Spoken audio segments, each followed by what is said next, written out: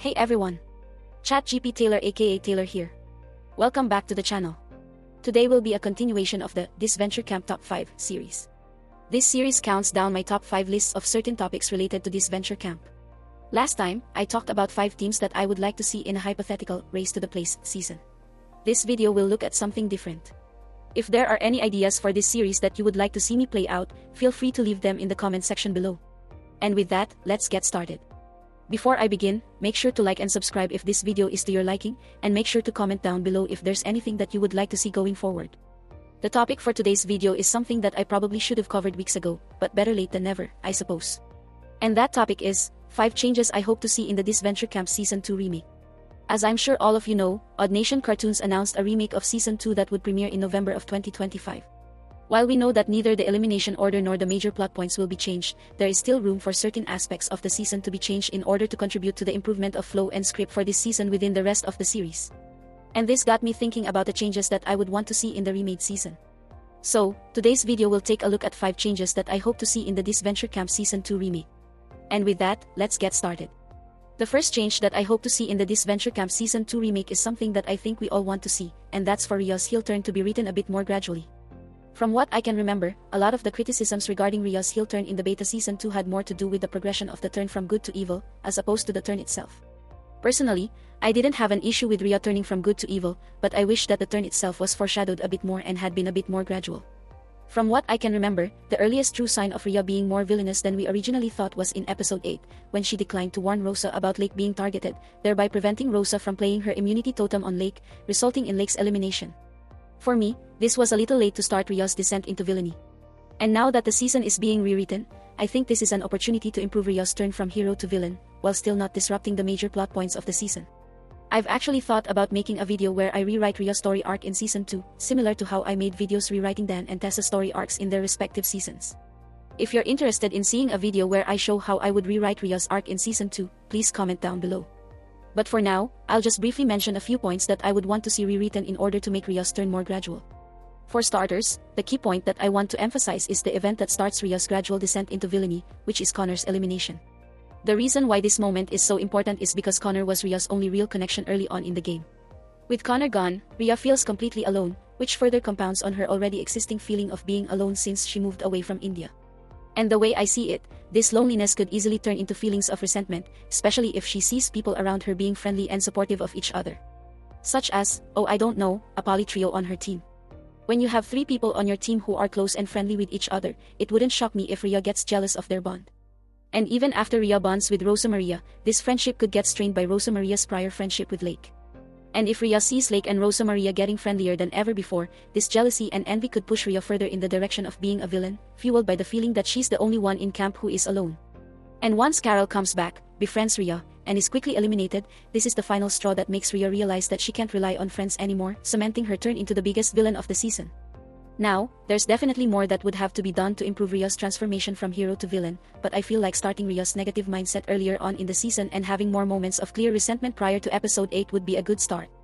I genuinely believe that Rhea's arc could be improved with the right events. And I think that's true for a lot of story arcs. It's like the old saying. It's not just about the destination. It's about the route you take to get there. All it takes is a few good events along the way to make the trip to the destination more satisfying. And I suppose you could say the same about the next change on this list. The second change that I would make to the season also deals with one specific character. And this change is to define James's character. From what I can remember, James's story arc in this season was a bit confusing.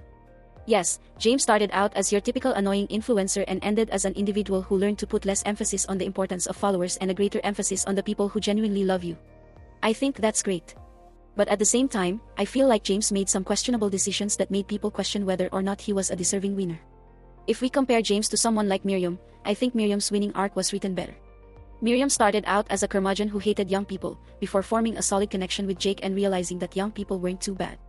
This then led to Miriam making strategic decisions involving these younger individuals, including some to help save those closest to her, like Tom and Jake.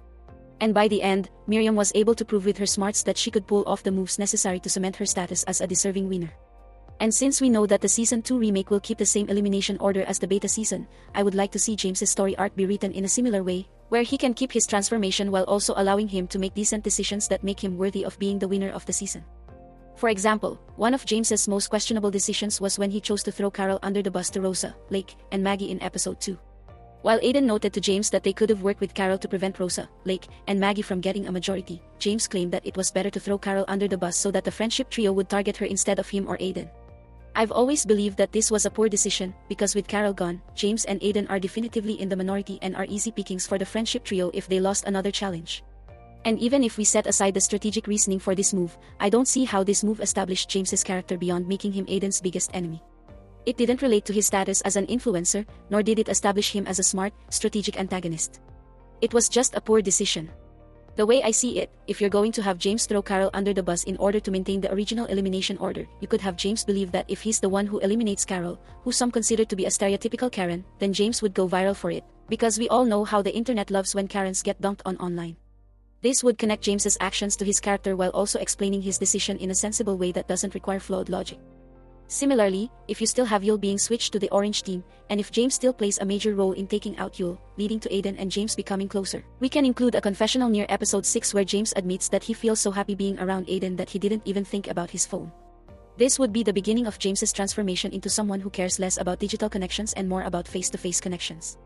And as James and Aiden get closer and closer, we could have a scene where James admits to Aiden that he only became obsessed with social media because he spent so much of his life being unseen, and that posting on social media gave him the attention that he never had.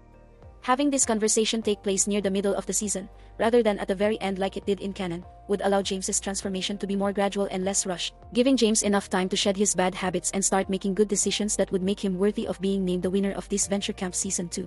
Again, I don't think it was bad to have James be the winner of Season 2. But James definitely made bad decisions during the now beta season.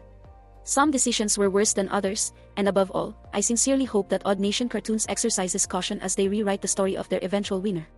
Because the last thing that you want is for a character that you love to be written in a way that characterizes them as something negative. It's all about the actions that a character takes in their arc that dictates their progression. And that's true for James's story, as well as the next change on this list.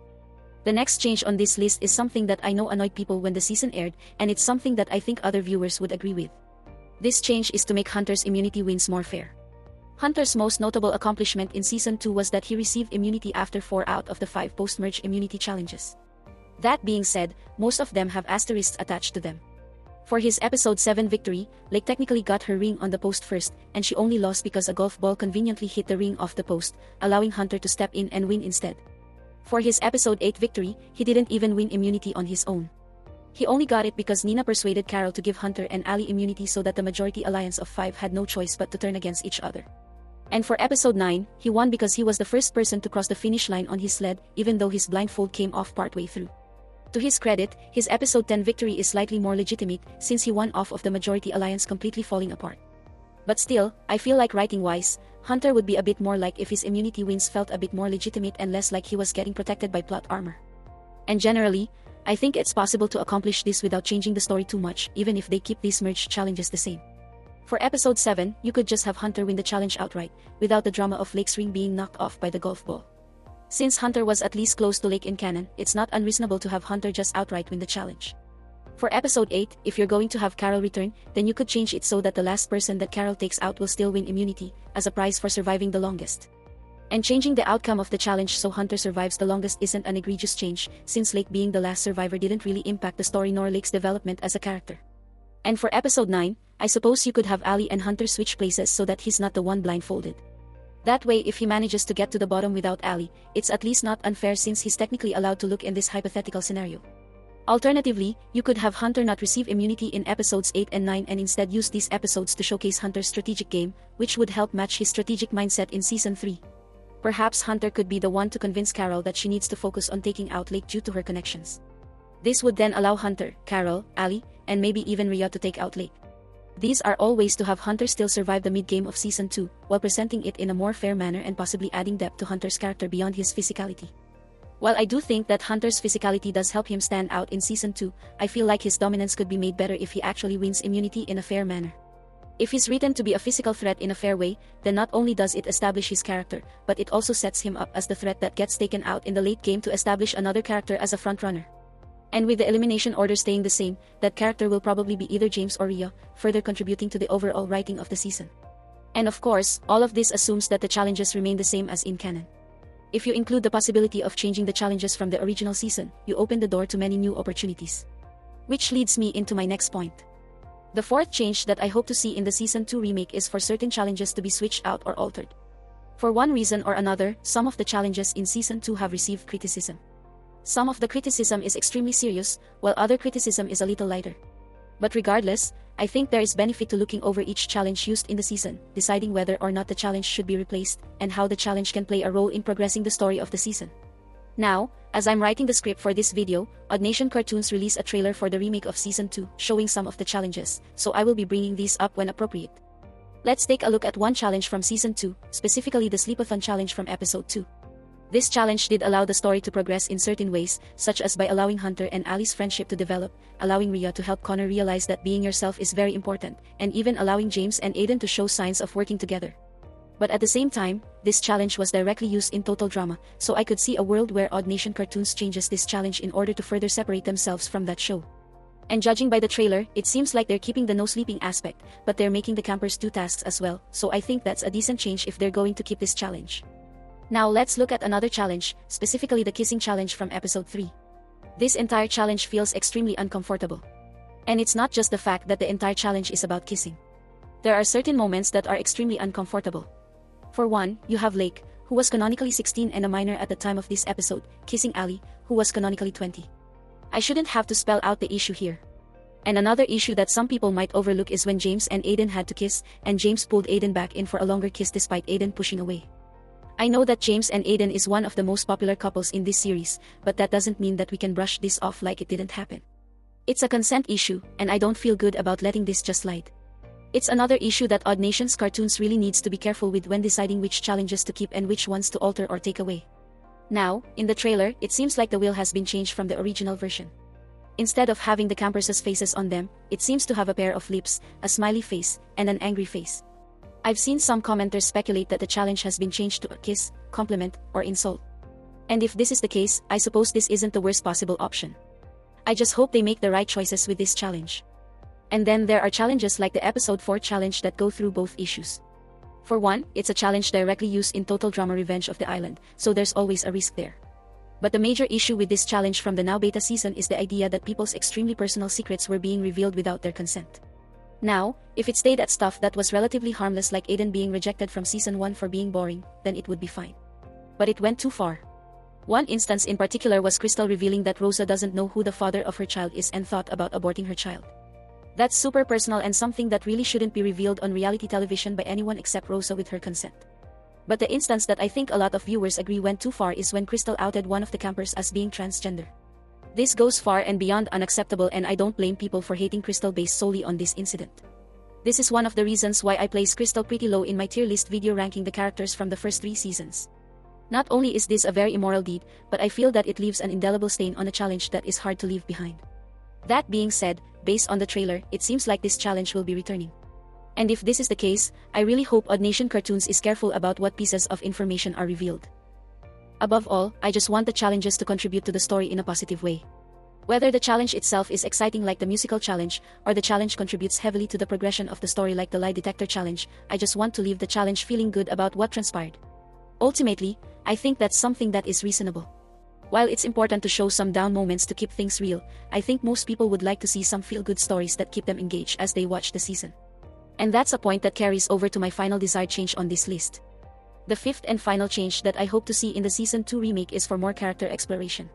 Yes, I'm aware that it can be hard to find time to allocate enough time to each character and give them a story while also keeping the episode within its necessary time constraints. But at the same time, I feel like the original Season 2 sort of left certain characters behind in order to give more of a spotlight to characters like James and Hunter. One character that I think really got shafted as far as development and plot relevance was Rosa Maria. In the now beta Season 2, Rosa was largely stuck as a support character for Maggie, Lake, Rhea, and even James and Aiden at one point. And although we did get to know a little bit about Rosa's backstory, Rosa never really had an arc like Lake, Rhea, or even Maggie, so I feel like there's some room for Rosa to have more relevance in the remake. And there are ways for these characters to have more depth with just some minor changes to some scenes. For Rosa, we know that there's a scene in Episode 4 where Rosa confronts Lake about her parents' treatment of her. In canon, it wasn't a major confrontation, and Lake sort of just sauntered away at the end. But what if we turn this interaction into an argument, with Lake taking issue with how Rosa is so insistent on being involved in her life? And when Lake walks away, Rosa is left wondering if she's making a mistake by trying to be so involved. In the following episode, when Rosa and Rhea talk to each other, Rosa will ask Rhea for advice regarding whether or not she's being overbearing with Lake. Rhea would ask Rosa why she's trying to be involved in Lake's life, and Rosa would explain how she sees a lot of herself in Lake. Let's keep in mind that back in episode 1, Rosa revealed that when she got pregnant, she didn't get a lot of support, which was later confirmed to mean that her parents weren't happy. So Rosa would explain that because she knows how it feels to not have supportive parents. Not only does Rosa want to make sure that she's the best possible parent for her daughter, she also wants to make sure that Lake has someone to watch out for her best interests, since she can tell that Lake's parents aren't treating her well. This helps connect Rosa's actions to her backstory and motivations, while still being supportive, and also explaining why Rosa is making the decision to be involved in Lake's life despite risking making an enemy out of her due to Lake's hesitance. We could even connect this to Rhea's story by having Rhea assure Rosa that being supportive is who she is naturally, and that she should take pride in being herself instead of trying to deny it, which is essentially what Rhea did with Connor back in episodes 2 and 3. It's a small change, but it's something that could allow Rosa to get a bit more time to establish her own character and mindset for the audience. And Rosa isn't the only character that could benefit from a bit more exploration and focus.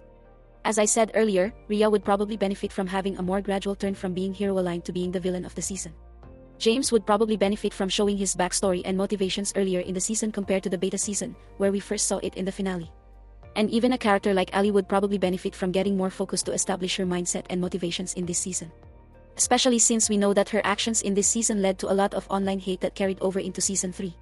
So, there's definitely room for Allie to get more focus compared to the beta season, where I've seen people criticize her for her lack of impact on the actual game.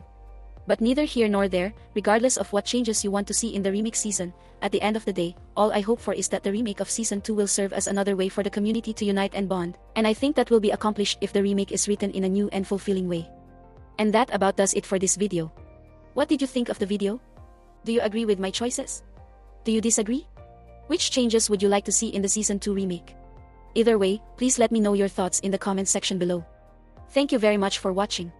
Click like if you like the video, click subscribe if you really like the video, and for some ending words of wisdom. Be careful when you handle guns. Otherwise you could end up launching a bunch of rogue golf balls at the people that are supposed to provide you with entertainment. Thank you, and farewell.